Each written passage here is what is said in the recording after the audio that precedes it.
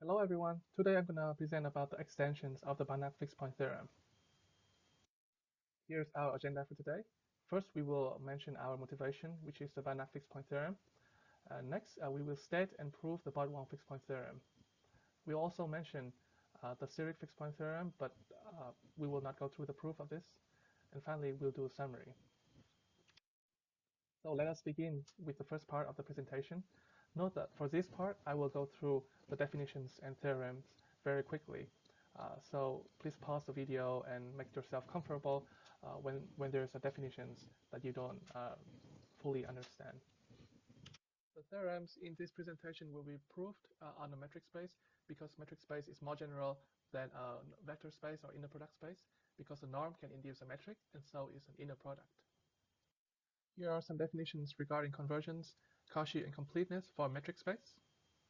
And here is the definition of continuous function from one metric space to another. And lemma 1.1 states the relationship between continuous function and converging sequences on metric spaces. In order to state the Banach fixed point theorem, we need to know definition of a Lipschitz function, which is stated here.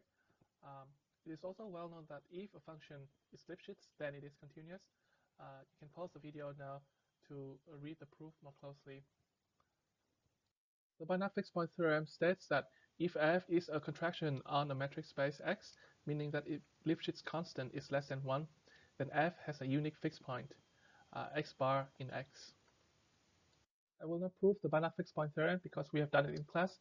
However, I provided a proof sketch, and the reason why I do this is for you to see the similarity between the proof of this theorem and the one that I'm going to do in the next section. To mention briefly about the application of the Banach fixed point theorem, we've seen in class that Banach fixed point theorem can be used to solve a set of linear equations, can be used to solve ordinary differential equations or integral equations. For more information, consult Lomberger chapter 10 and Kreisig chapter 5. And this video is dedicated to extend the Banach fixed point theorem by relaxing several assumptions. In particular, I will prove the Boyd-Wong fixed point theorem. I will also introduce but not prove another fixed point theorem by Siric, and these two theorems, the Boyd-Wong and the Siric fixed point theorem, could be found in the book by Pata included in the bibliography. And now we are ready for the Boyd-Wong fixed point theorem. Before we state the theorem, let's remind ourselves of the definition of right and left continuous function. A function f is right continuous at a point a in R if f is defined on an interval ab lying to the right of a, and if the limit as x approaches a from the right of f of x is equal to f of a. Similarly, we can define left continuous function. Here are some examples of left continuous and right continuous functions. Note that the value of f of x as x goes to a from the right must be equal to f of a, which is this point. So the Boyd-Wong fixed point theorem states that if f is a function on a metric space X, and assume that there exists a right continuous function phi on the positive reals such that phi of r is less than r if r is greater than 0, and if the distance between f of x1 and f of x2 is less than or equal to phi of the distance of x1 and x2 for all x1 and x2 in X, then f has a unique fixed point x bar. Moreover, for any initial point x0, the sequence f of n of x0 converges to this fixed point. The outline of the proof of this theorem is very similar to that of the Banach fixed point theorem shown in the first section, meaning that we will first want to show uniqueness of the fixed point, and then we want to show xn, which is iterative application of f to some initial condition x0 is Cauchy. Thirdly, we want to show that the function f is continuous. F is defined in here and has this property. And because x is complete, xn must converges to some x bar, and we show that x bar is indeed the fixed point. To show uniqueness, if the fixed point exists, let x1 and x2 be fixed points, meaning that f of x1 is equal to x1, and so for x2. By assumption, the distance between x1 and x2 is equal to the distance between f of x1 and f of x2, which is less than or equal to phi of d of x1 and x2 by our assumption of phi here. Because phi r is less than r for r greater than 0, x1 and the distance between x1 and x2 cannot be greater than 0. Thus, dx1 and dx2 must be 0, leading to x1 equal to x2. Hence, we have our uniqueness. For step 2, we want to show that xn is Cauchy, but before we do that, we need to study some facts about the function phi. Note that phi of r is less than r if r is positive. By taking a monotone decreasing sequence, bn converging to 0, we know that phi of 0 is phi of the limit of bn, and since phi is right continuous, we can take the limit outside, meaning that it's equal to the limit of phi of bn. And since phi of bn is less than bn for bn greater than 0, we know that this limit is less than or equal to the limit of bn, which is 0. Because phi maps from the non-negative to the non-negative, it must be true that phi of 0 must be 0. And combining this fact, we just found, to the assumption here, we can say that phi r is less than or equal to r for r in the non-negative. And from this, we can also conclude that whenever r is smaller or equal to phi of r, when r is in the positive reals, then r must be 0. Okay, so we have just studied some properties of phi. Let us define the positive sequence a of n by the distance between x of n and its previous mapping x of n minus 1. Here are some facts about the sequence an. Since phi of r is less than or equal to r, when r is in the non-negative reals, we have phi of an is less than or equal to an. By assumption and definition, we have that a of n plus 1 is equal to the distance between x of n plus 1 and x of n. And since this quantity is equal to f of n, xn, and this quantity is equal to f of xn minus 1, we have this equality. This inequality is true because of our assumption from the theorem. And since this quantity here is defined as an, and an is non-negative, so we have this inequality based on this fact. Hence, the sequence an is monotone decreasing and bounded from below, because an is always greater or equal than 0, and an is greater or equal to an plus 1. By the monotone convergence theorem, it means that an must converges to some a that is non-negative. So consider this inequality. This inequality is taken from this one. This is an minus 1, and this is phi of an, and we have it here. Since phi is right continuous, taking the limit of n on both sides yields that this goes to a, and phi of an goes to phi of a. And this is true because phi is right continuous, and a of n is monotone decreasing. The fact that a is less than or equal to phi of a implies that a must be 0. We want to show that xn is Cauchy by contradiction. Suppose that xn is not Cauchy, meaning that there exists an epsilon greater than 0, an integer mk greater than mk greater or equal to k, such that the distance between xmk and xmk is greater or equal to epsilon for all k greater or equal than 1. We define this quantity dk to be the distance between xmk and xmk. Hence, for any k, let nk and mk be found. Given nk, we can choose the smallest mk possible, meaning that the distance between xmk minus 1 and xmk is less than epsilon. This xmk minus 1 is the previous mapping of the element xmk. It's just one index below. Hence, dk, which is this quantity here, is greater or equal than epsilon.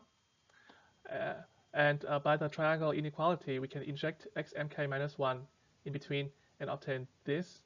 And since this one is equal to amk minus 1, and this is less than epsilon, we have this inequality. Consider this inequality, which is exactly this inequality. This part is taken from this part, and this part is taken from this part. So taking the limit as k goes to infinity yields that the limit of dk is sandwiched between epsilon and the limit of amk minus 1 plus epsilon. We know that this limit goes to 0, so dk must approaches epsilon from above. By definition, we know that d of k is equal to this quantity, which is less than or equal to this quantity by the triangle inequality. Note that we have injected xmk plus 1 and xmk plus 1 in between xmk and xnk here. This is exactly the definition of this, because xmk plus 1 is the function f applied on xmk. And this quantity here is less than or equal to the phi of the distance between xmk and xnk by assumption of our theorem. And this is exactly dk. Also, this quantity here is exactly a of m of k, and this is exactly a of n of k. And we know that an goes to 0 and dk goes to epsilon. So taking the limit as k goes to infinity yields that epsilon, which is the limit of dk, is less than or equal to the limit of dk plus the limit of amk and the limit of ank as k goes to infinity. And this converges to 0, this converges to 0. This converges to phi epsilon because phi is right continuous. This implies that epsilon is less than or equal to phi epsilon. However, from this slide, we have shown that this inequality implies epsilon to be 0. This is contradictory.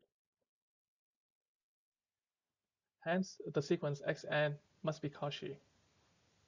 Now we are ready to prove the continuity of f. We want to show that for all x0 in x, for all epsilon greater than 0, there exists a delta greater than 0 such that whenever x is in the neighborhood of x0 with radius delta, it implies that f of x is in the neighborhood of f of x0 with radius epsilon. Let x0 and epsilon be given. We need to find delta. Because phi is right continuous at 0, there exists a delta greater than 0 such that whenever 0 is less than or equal to y minus 0 less than delta, it is true that phi of y minus phi of 0 is less than epsilon.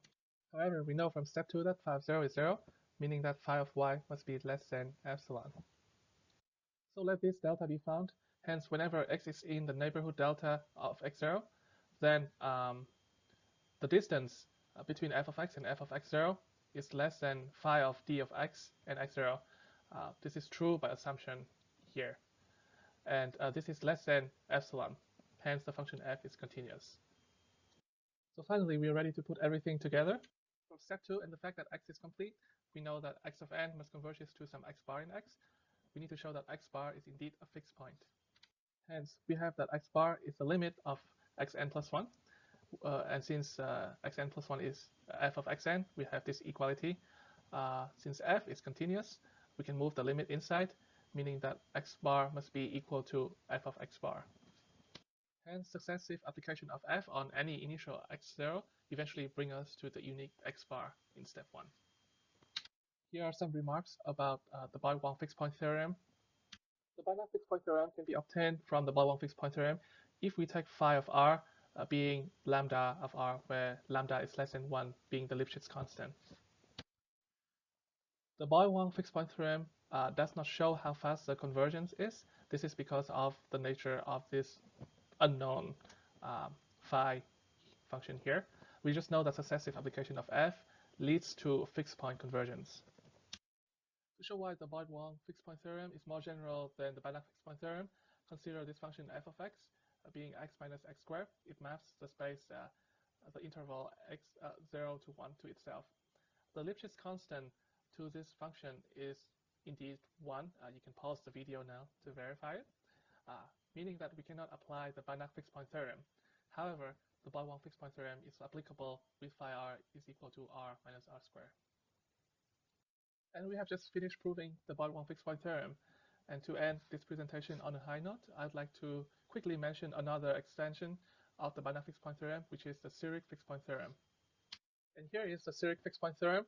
You can pause the video now to have a closer read at the theorem statement. One remark about this theorem is that it does not require the function f to be continuous, unlike the previous two theorems. And for summary, here are three theorems that I introduced in this presentation. Theorem 1, the Banach fixed point theorem, was proved in class. Theorem 2 is the main message of this presentation. And Theorem 3 was not proved, but could be found in the book by Pata. And you can see that book here at the end. Thank you for listening.